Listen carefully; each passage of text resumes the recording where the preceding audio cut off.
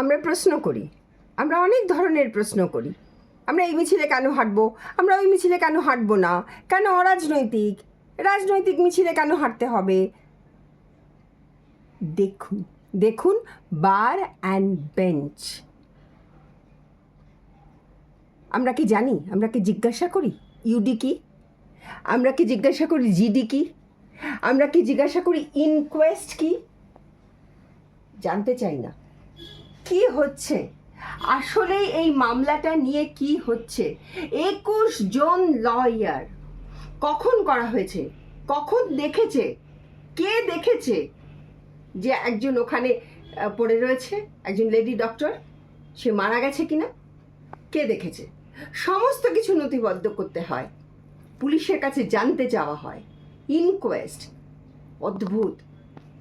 এরপরেও সলিসিটর জেনারেলের একটা কথা শুনলে অবাক হয়ে যাবেন। আপনারা এটাও জানেন না, এটাও জিজ্ঞাসা করেননি যে এত পরিমাণ টাকা দিয়ে এতগুলো লয়ার দেওয়া হয়েছে, তারপরেও কপিল সিব্বলের একটা কোয়েশ্চেন, একটা আনসারের পরে এসজি বলছেন নো, দ্যাটস নট ট্রু।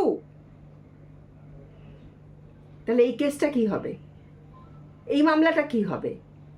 আমরা কি জানতে পারবো, নাকি এটাও অসমাধান থেকে যাবে অন্যগুলোর মতো? দেখতে থাকুন প্লিজ, দেখুন, প্রশ্ন করুন।